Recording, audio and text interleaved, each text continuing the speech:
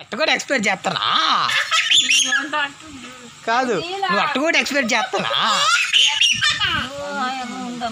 అది ఒక పురుగు, అసహ్యమైన పురుగు,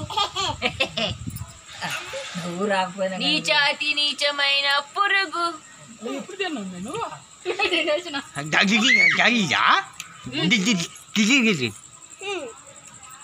అనియా ధాన్యం అమ్మా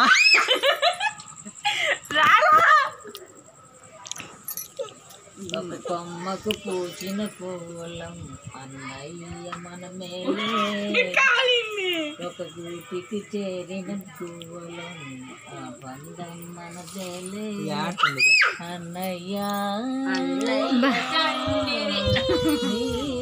ఉండి మా పుట్ట మేన పెట్టుకొని